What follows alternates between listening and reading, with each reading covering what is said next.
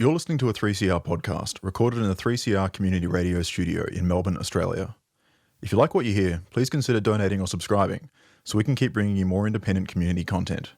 For more information, go to 3cr.org.au.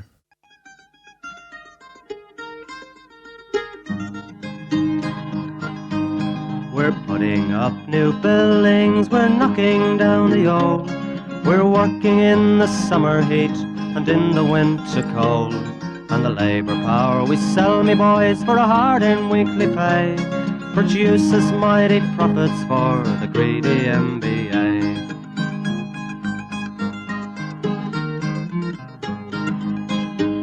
And whether we were born here or born in Italy, in Greece, in Spain or Ireland, in England or Fiji, we all of us are workers, united we must stand, until the wealthy bludgers have been driven from our land.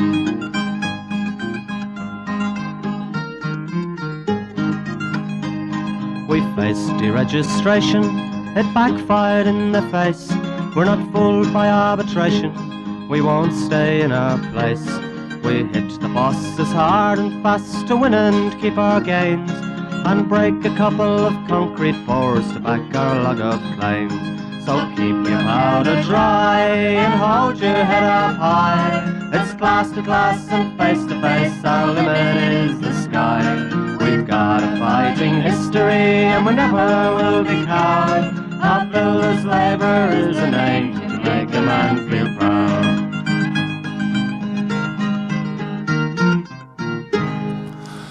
And it's good morning from the Concrete Gang, bright-eyed and bushy-tailed, 3CR Radio, 8:55 on your AM dial, 9:30 AM every Sunday morning. And I hope everyone's having their breakfast, enjoying the listen to the dulcet tones of the Concrete Gang. And if you're not, we'll just hand it over to old Campo. Good morning, listeners. Who's had a bit of a win during the week. We won't talk about that. And then we've got the Sparrow here, whose dulcet tones you probably never hear. Morning, everyone. Well, that's you can go home now. I'm out. But we have got our guest here. We finally tracked him down from around Australia. He's a bit like, I was going to say Rolf Harris. That's a bad one to be bringing up. Oh, geez, I'll retract that. Yeah. But a very busy man. We've got the National Secretary here. Zach, good on you, mate, for making an effort to come here in the morning and give us a bit of information on what's happening around the traps. Yeah, good morning, Gorilla. It's good to be here.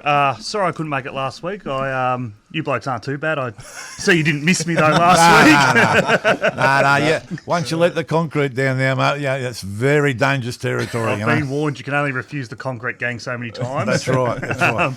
But good you're here. But anyway, so it's been a very busy week. We've had the turn of the ticket, which is going fantastic. We're just talking to Zach this morning about the membership. We finished up with, I think, 37,000. We've already got 21,000 for the new ticket. Is that right? Yeah, that's right. We finished well over 36,000 with the turn of the ticket, which is a fantastic indication of the strength of the branch, and the membership are sticking by. Yeah. A lot of bullshit in the media, a lot of noise out there from the politicians and the media who have opinions about the union and about our members, but the union continues to deliver. EBAs are rolling out the door. Mm-hmm.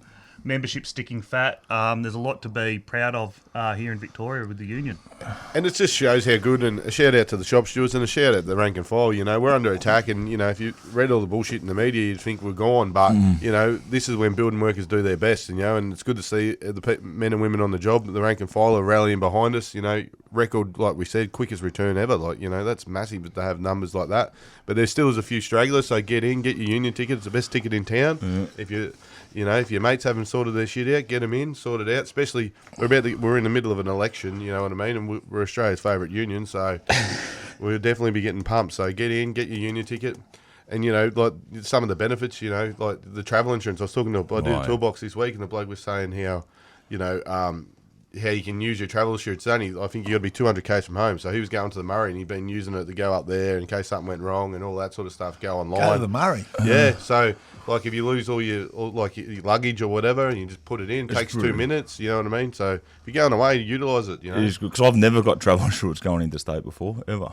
You never think about it. Was that like when we went to the Murray and you drove me mad with the draft? Oh, hey, was that like when you the snoring machine? And there was too nasty. It's gone. Didn't take much. much. Hang on, is that We're like, not even 2 minutes in. here we are, we're like bootleggers from Port Melbourne, not taking any freeways, going down the road. It's like we've been on Going the drink, duck hunting.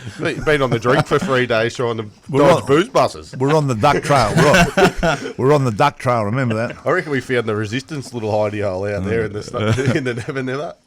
Anyway, we didn't bring Zach in to listen to all this bullshit, so we've got him here. So we've got to put him under the pump. And Zach's been sort of running the Victorian branch and doing a fantastic job, and under very, very difficult situations, I'd have to say. And so far, so good. But how do you find things at the moment? Like, let's give the listeners a view of how we're travelling and how we're going, and Yeah. all the the retired punters out there who we love dearly, all the ex-members who all care about the union, make sure we're all here trying to make it survive, and we've been attacked by everyone, but they want to know what we're doing to make sure it survives, Yeah, look, the union, the branch has been under significant attack. Administration's unlike anything.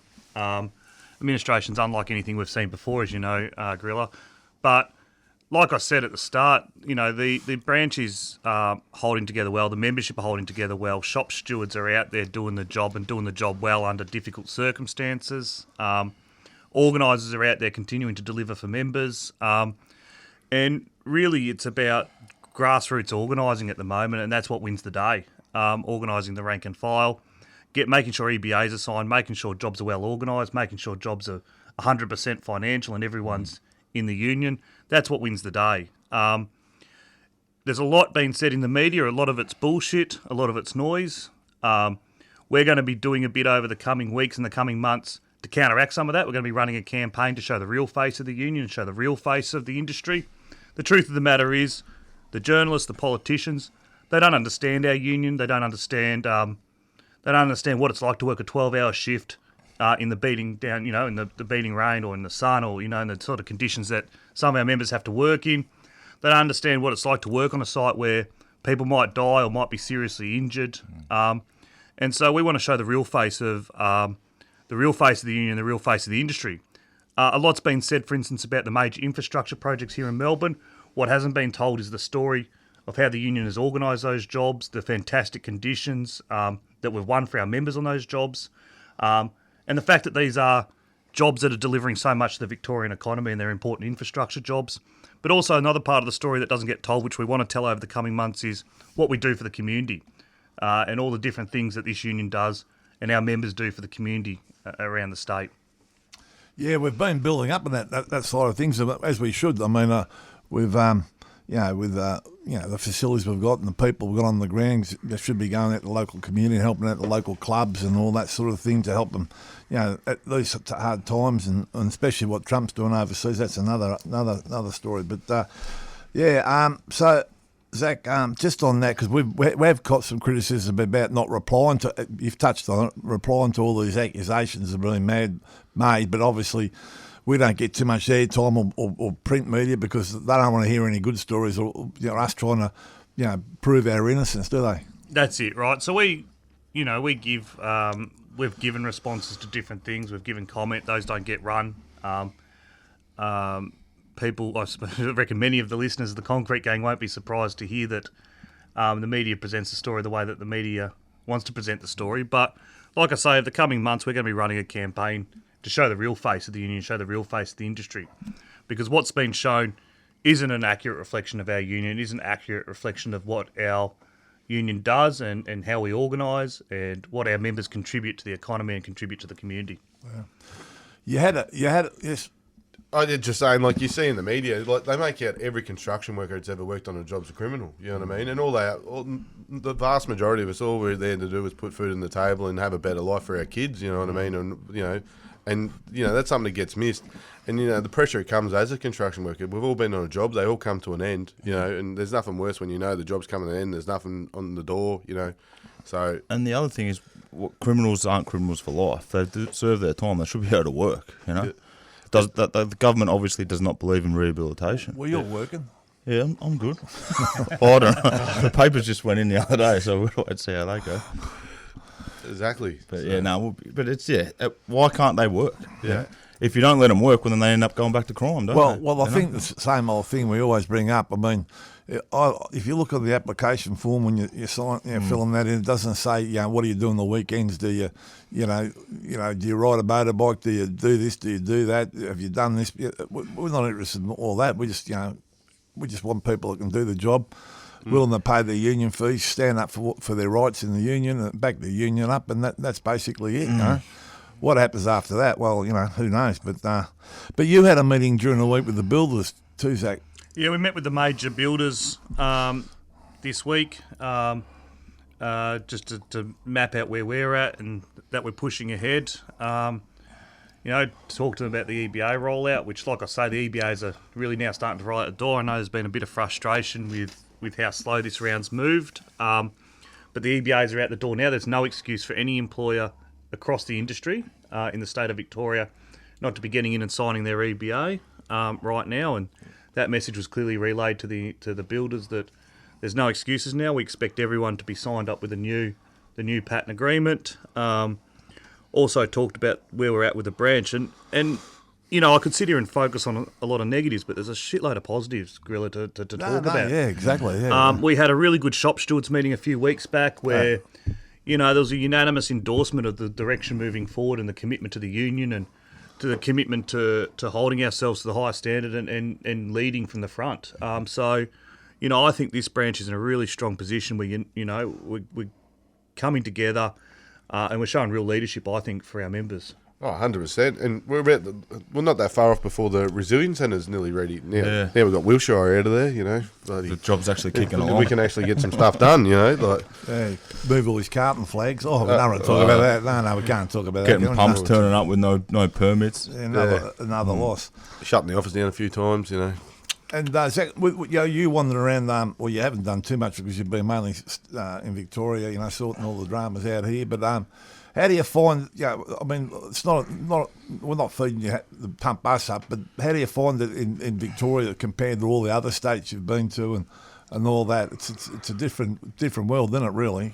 It is, and look, Victoria has been the sort of industrial powerhouse of our union, but also of blue collar unions. It's not sitting here pissing in anyone's pocket to say this, but the strength of the Victoria helps us organise workers around the country. And so what we have here in Victoria is 150 years of history and struggle that we've fought for and won. Conditions that aren't just the envy of workers around Australia, but conditions of the envy of workers around the world, right? The fight for double time overtime for the 36-hour week. These are all fights that were fought and won here in Victoria, and then we were able to roll out across Australia. And so it's not just a great history and a great legacy, but it's also a responsibility that we have to fight and preserve what we've won here in Victoria, not just for the sake of Victorian construction workers, but for the sake of workers all across the country. And a special cheerio to our management, John Second, and all the gang. We're all told that we'll never get the 36-hour week, and everyone's enjoying it now, sitting back there having the 36-hour week thanks to our leadership, and plus all the members that fought for it, going out of work for weeks and weeks on end, trying to man the gates and all that. There's a lot of funny things happen over that period, but it's a great, as you said, great thing. We've got to hang on to them. That's the thing. We've got to hang on. Break coming up, 10 days off. Yeah, beautiful. Beautiful. You got to love that. Got to love it. Got to love it. And it's Anzac Day as well, isn't it? Yeah, it rolls into Anzac Day. Yeah. Hopefully the Mighty Bombers beat the Pies. Actually, talk about Anzac Day. What are we doing? What are we doing? Well, you normally put your shoulder to the wheel of the camp. I was about to give you a rap, but maybe I won't. I've been talking to Bruce, so probably next week we'll start getting the badges and all that out, and we'll try and sell them on the job again like we always do. This union we've helped out especially the Newport RSL. They're good lads down there. Then they always went shared out, and a lot of our members go down there for a couple of quiet ones, and so we'll get the badges out and start selling them on the job like we normally do, and we should, we're the biggest sellers in Box Hill for years and years, so it's been good. So we'll do it again for sure. I've told this story before, but it's worth telling. You'll be the judge of that. But we're working out at Coot Island, and we went and got one of the old diggers to come down with his box of badges to sell them on the job. And me and Ralphie went down and picked him up, and Unfortunately, I can't remember his name, but anyway, he was, obviously fought in the war and actually played a bit of footy at Footscray a few games. Good but man. very good man, very humble man. Didn't want to. We said on the way back, do you want to talk about anything about the war? And no. He said no. We said that's fine. Just tell you about it. So we got him up in front of all the boys. Announced his name and then he's we just standing there and introduced him and the boys just come up, bought all his badges. He had nothing left and they just kept putting money in the box. He was saying, stop, I've got no more badges. The boys didn't care. They just loaded up his box full of money, and then after that he decided to start, first time in his whole life he opened up about what happened in the war and all that, and how many times he'd been robbed in Footscray. He'd been robbed about 12 times selling badges in Footscray. It's pretty sad and all that. You'd have to be low to do that. Yeah, when Campo was living down there too, it was. But anyway, That's why I sell badges now. but look, it was just a great story, and he went back. He couldn't believe it. The money that they made out of all that. But that's just the generosity of the workers and the respect they got for our returned soldiers, and that's what we do. It's just another example, one small thing that you'll never hear about, but.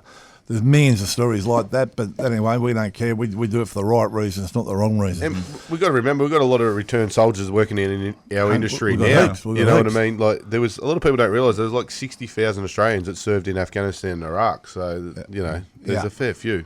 All right, we're going to shift on to a track. What do you got? What special one you got for us? Johnny Cash, How High Is the Water? Oh, beautiful. How high is the water, mama? 2 feet high and rising. How high is the water, Papa? She said it's 2 feet high and rising. Well, we can make it to the road in a homemade boat, 'cause that's the only thing we got left that'll float. It's already over all the wheat and oats, 2 feet high and rising. How high is the water, Mama? 3 feet high and rising.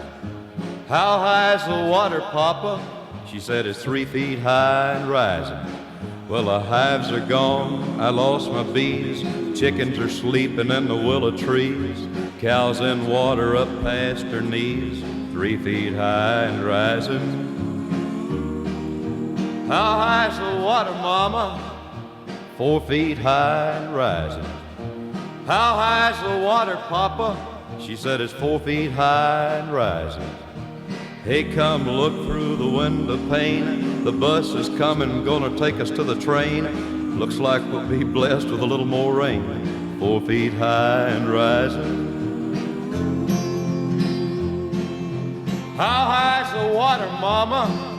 5 feet high and rising. How high's the water, Papa? She said it's 5 feet high and rising.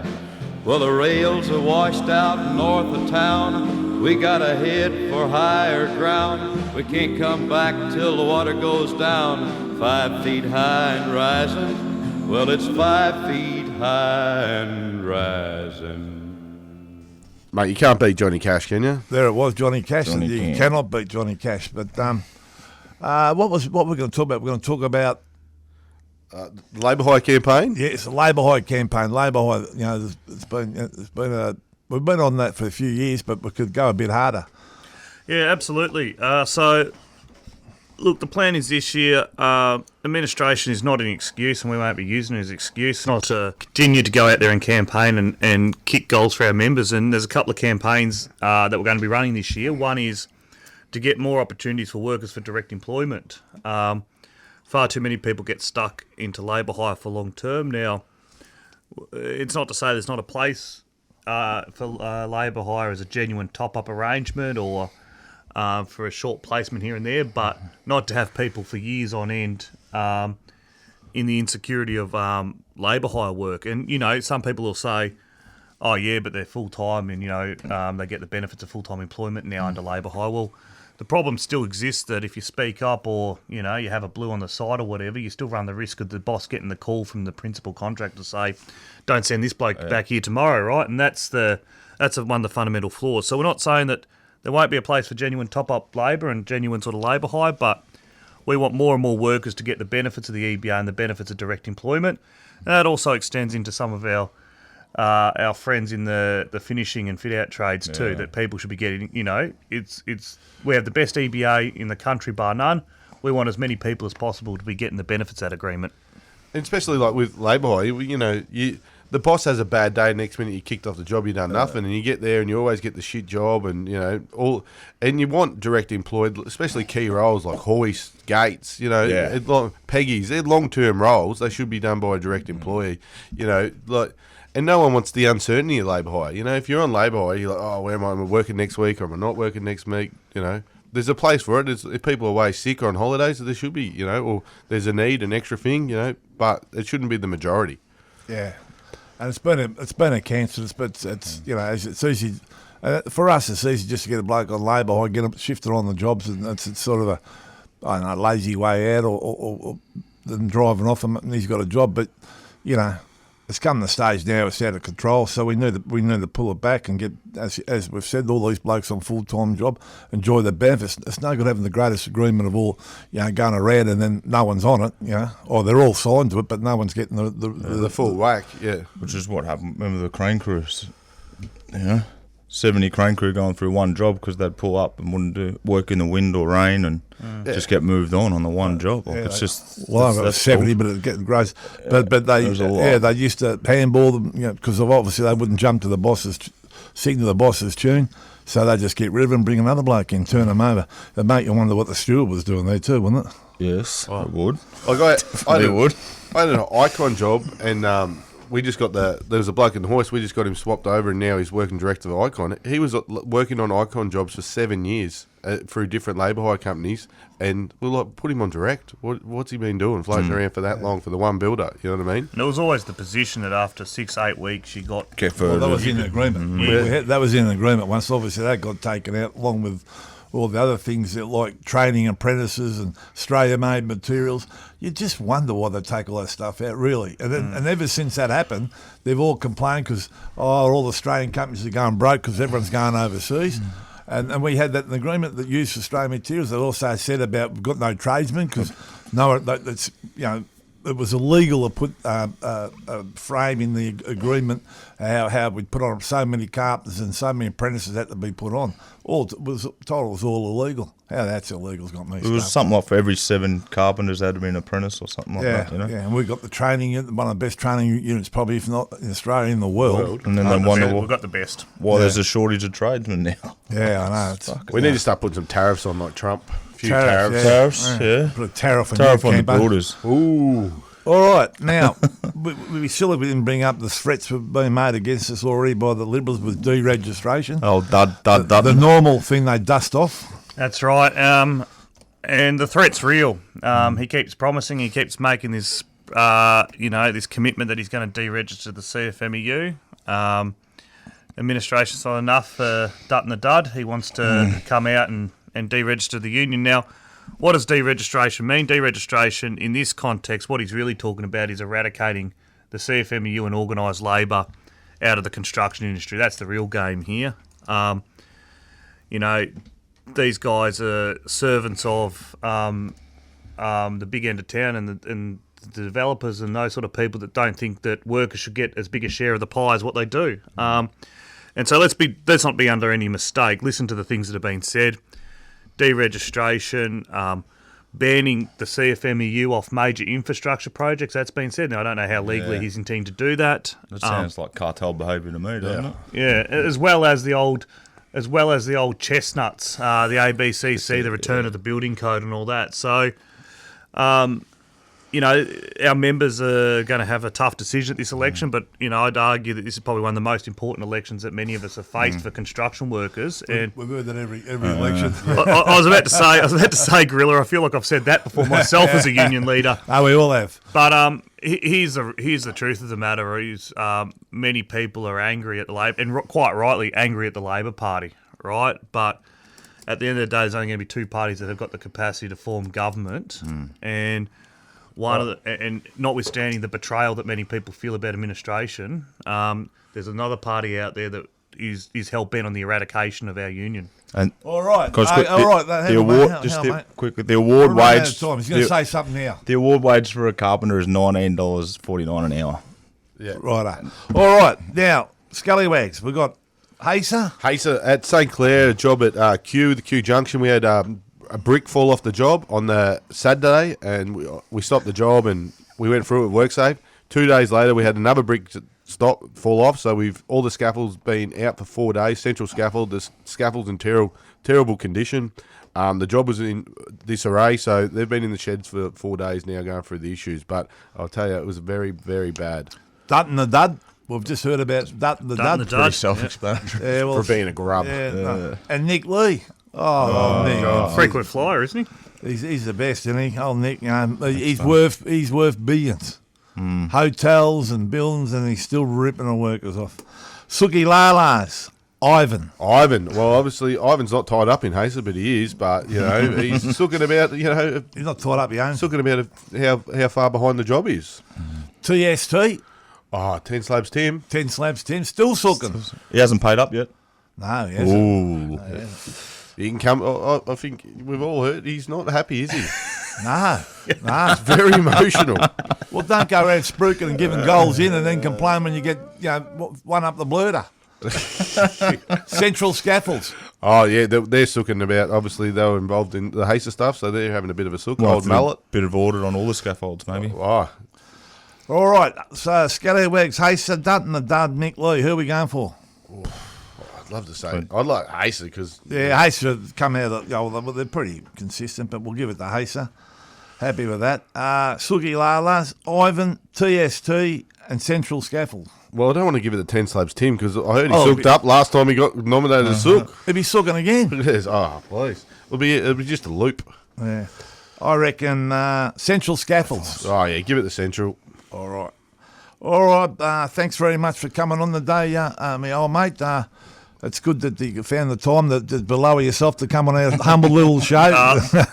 Look, Gorilla, I really didn't feel like after last week I could refuse. Didn't have an option. No one could say we're not consistent, if nothing else, mate. Everyone gets a spray. If you haven't had a spray from the concrete gang, you're not here. But we're all meant it in tongue in cheek, and we realise you're a busy man, and we respect the fact that you've made time to come in and have a chat to the members out there, because I want to hear it from people like you, people, not behind the scenes, but operating and doing your best, fighting your way through all this shit fight we got, No, thanks, Gorilla. And I just want to say something. I mentioned it when we had the break just before. I just want to say, just for the sake of clarity, I slipped up and said working in the rain. I just want to be very clear that no worker, CFMEU member or not, should be working in the rain. But thanks for having me, Gorilla, and it's always good to be here on the Concrete Gang and talking to the rank and file. And we'll see you in how many weeks? What? 3 weeks. 3 weeks, I think it is. Yeah, I think it is. We'll find out. We'll speak to the main person. Yeah, that's right. Scarlett. That's it. All right, we'll go it the same old way. Dare to struggle. Dare to win. And if you don't fight, you lose. And it's good morning from the Concrete Gang. And Campo, what do you got for us? Pearl Jam, Better Man.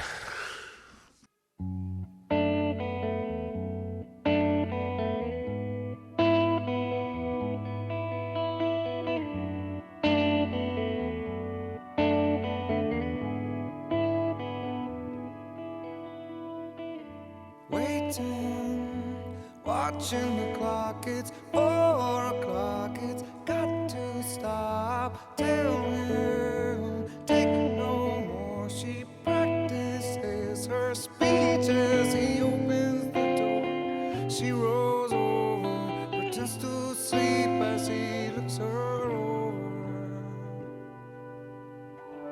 She lies and says she's another time, can't find a better man. She dreams in color, she dreams in red, can't find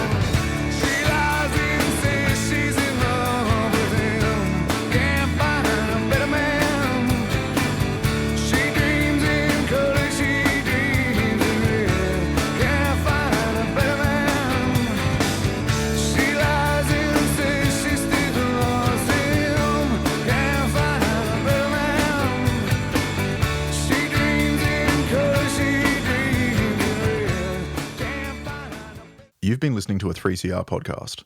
If you found it valuable, please consider donating or subscribing to support independent community radio. To find out more, go to 3cr.org.au.